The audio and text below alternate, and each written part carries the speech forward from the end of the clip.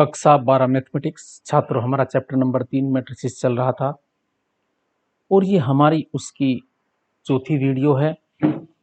ये हमारी video number 4 है। इससे पूर्व में हमने आपको इंट्रोडक्शन दिया कि आव्यूह क्या है, आव्यूह का ऑर्डर क्या होता है, आव्यूह कितने प्रकार के होते हैं। अब आती है दो आव्यूह की समानता क्या है। अगर हमारे पास आव्यूह समान है तो किस कंडीशन में वे समान हो। तो देखो, यदि हमारे पास दो आव्यूह हैं, हम एग्जाम्पल से आराम से समझ सकते हैं। देखो, ये एक आव्यूह है हमारे पास और ये हमारे पास दूसरा। क्या ये समान है? सबसे पहले हम ये देखते हैं कि क्या इस पहले जो आव्यूह हमारा ये फर्स्ट आव्यूह है, ये जो हमारा सेकंड आव्यूह है, इस आव्यूह का क्रम क्या है। देखो, अगर हम क्रम देखें इसका, हम इसका ऑर्डर देखें इस आव्यूह का, तो इसमें दो रो हैं और दो कॉलम है। तो इसका क्रम 2 इंटू 2 होगा, 2 इंटू 2। तो पहले आव्यूह का क्रम कितना है? 2 गुना 2। अब हम करते हैं दूसरे आव्यूह की बात करते हैं, तो इसका क्रम भी 2 गुना 2 है। तो सबसे पहली हमारी शर्त ये है, फर्स्ट कंडीशन है कि दोनों समान कोटि के होने चाहिए, दोनों का ऑर्डर समान होना चाहिए। अर्थात एक मैट्रिक्स है, देखो परिभाषा की बात करते हैं। अब हम दो आव्यूह ए, एक ए आई जे है, दूसरा बी आई जे है, समान कब कहलाते हैं? जब समान कोटियों के होते हैं। तो पहली कंडीशन हमारी है कि दोनों का क्रम समान होना चाहिए, इनका क्रम समान है। अब हम देखते हैं, जब क्रम समान है तो नंबर ऑफ एलिमेंट्स इसमें भी 4 हैं, 2 गुना 2 4, और इसमें भी 4 एलिमेंट है। तो जितने एलिमेंट इसमें हैं, जितनी एंट्रीज इसमें हैं, उतनी ही एंट्रीज इसमें हैं। तो अब देखते हैं हम संगत पोजीशन, यानी क्रोस्पोंडिंग जो पोजीशन है, अर्थात इसकी जो पहली रो पहला कॉलम है, जिसे हम A11 कह सकते हैं क्योंकि पहला मैट्रिक्स हमने ए माना है। तो ये जो A11 है और ये हमारे पास दूसरा मैट्रिक्स B11 है, क्या ये दोनों एंट्रीज सेम हैं? हाँ हैं। अब दूसरी पोजीशन देखते हैं, इसकी पोजीशन क्या है? A12 और इसकी पोजीशन है B12। क्या ये दोनों अवयव समान है? हाँ। अर्थात कोरोस्पोंडिंग पोजीशन पर जो रखे हुए अवयव हैं वे भी समान होने चाहिए, तभी समान मैट्रिक्स होंगे।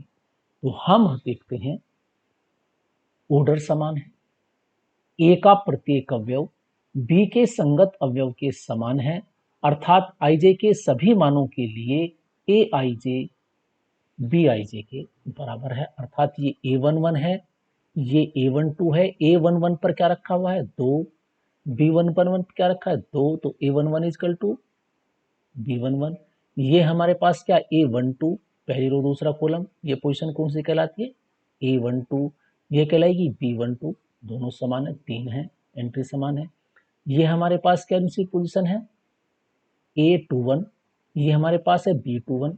दोनों बराबर है क्योंकि दोनों की एंट्री समान है, इसकी भी समान है, तो ये समान अवयव कहलाते। तो क्या शर्त हुई? दो अवयव कब समान होंगे? सबसे पहले कोटि ऑर्डर सेम होनी चाहिए, कोरोस्पोंडिंग एलिमेंट्स पहली मैट्रिक्स का और दूसरे मैट्रिक्स के जो कोरोस्पोंडिंग जो संगत एलिमेंट्स हैं वे भी संगत पोजीशन जो हमारे पास है उनकी, उन पर वे एंट्रीज बिल्कुल सेम होनी चाहिए, तभी समान आव्यूह कहलाते हैं, इक्वल मैट्रिसेस कहलाते हैं, इक्वलिटी ऑफ मैट्रिक्स। अब ये नहीं है, देखो क्रम तो समान है, ये भी 2 गुना 2 का, ये भी 2 गुना 2 है, इसमें भी 4 एंट्री है, इसमें भी 4 एंट्री है, लेकिन इसकी जो ये वाली एंट्री है और इसकी ये वाली जो कोरस्पोंडिंग एंट्री है, यहाँ 3 रखा है और यहाँ 2 रखा है, तो डिफरेंट नंबर है।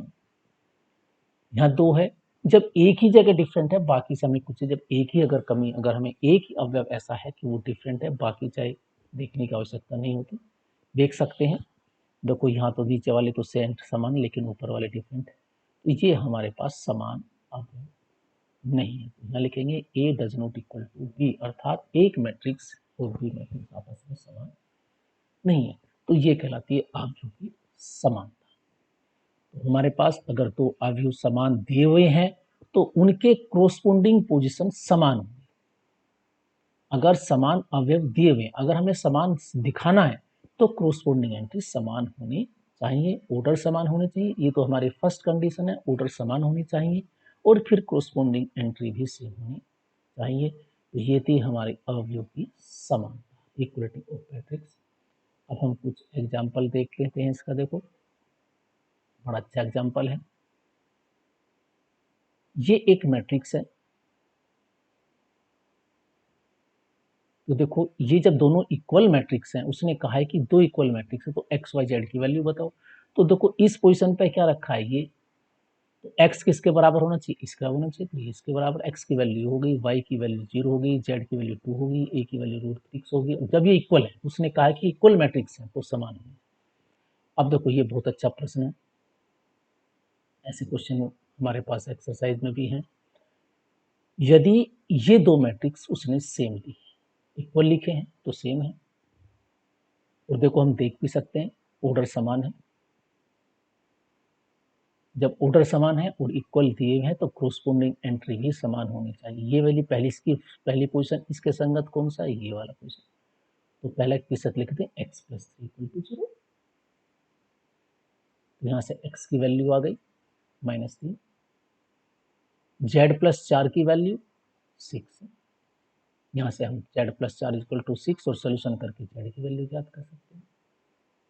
2y - 7 बराबर है 3y - 2, ये वाली, इन दोनों इक्वेशन को सोल्व कर लें, क्योंकि इसके कोरोस्पोंडिंग ये वाला एलिमेंट है। -6 -6 है, बिल्कुल सही है। a - 1 = -3 है, इन दोनों को इक्वल पुट करके a की वैल्यू फाइंड कर सकते हैं। 0 = 2c + 2, अगर हम 2c + 2 को 0 पुट करें तो यहाँ से c की वैल्यू हो जाएगी।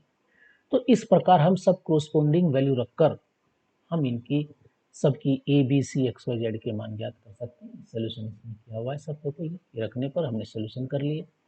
ऐसे ही देखो ये दिया हुआ है, हमारे पास ये दो मैट्रिक्स सेम है तो ए बी सी डी का मतलब है, तो हमारे पास एक ये इक्वल टू ये हो गया, फिर ये इक्वल टू ये हो गया, तो हमारे पास दो इक्वेशन बनी ए प्लस बी में। देखो ये और ये दो, ये और ये दो इक्वेशन बन गई। ये एलिमेंट, ये एंट्री इसके संगत है तो ये इक्वल बराबर हो गया, ये इसके संगत है तो दोनों ए बी में है, दोनों को बराबर रख लिए।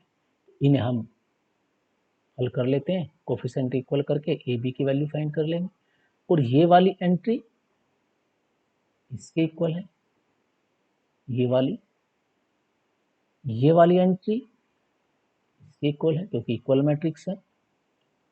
अब हमारे पास दो इक्वेशन बनी, अब हम इसे 10वीं में इसे हम 3 से मल्टीप्लाई करके ऐड कर देंगे, तो यहाँ से डी कट जाएगा, कैंसिल हो जाएगा कैंसिलेशन मेथड से, और यहाँ से सी ओ डी की वैल्यू फाइंड कर सकते हैं। तो इस प्रकार ये प्रश्न हम कर सकते हैं। तो छात्रों, ये हमारी थी इसकी दूसरी वीडियो, इसमें हमने समानता पढ़ी। अवयव की समानता क्या होती है, अवयव की समानता के लिए दो शर्त होती हैं। सबसे पहले कोटि समान होनी चाहिए, और कोटि के साथ साथ जो हमारे पास एंट्री है, कोरोस्पोंडिंग एंट्री है, पहले मैट्रिक्स की क्रॉस एंट्री और उसके कोरोस्पोंडिंग दूसरे अवयव की जो एंट्री है वो सेम बिल्कुल होनी चाहिए। यदि डिफरेंट अगर तुमने दिखते एक भी तो वो समान अवयव नहीं है। और इस पर कुछ एग्जाम्पल हैं, तुम्हारे टेक्स्ट बुक में है, ध्यान से देख सकते हैं, इसलिए मैं टेक्स्ट बुक ली है, इजीली अवेलेबल है। उसके एग्जाम्पल भी मैं करा रहा हूँ और मैं उसकी एक्सरसाइज भी कराऊंगा। तो नेक्स्ट वीडियो में हम एक्सरसाइज 3.1 करेंगे। तो छात्रों, ध्यानपूर्वक आपने देखी होगी, सभी वीडियो ध्यान से देखें और अपना गृह कार्य भी अवश्य करें। अब तुम एक्सरसाइज 3.1 स्वयं भी कर सकते हो, बहुत इजी सवाल है। अगर सभी वीडियो तुमने ध्यान से देखी होंगी तो सभी प्रश्न इजीली हो सकते हैं। तो हम नेक्स्ट वीडियो में एक्सरसाइज 3.1 लेंगे। Thank you.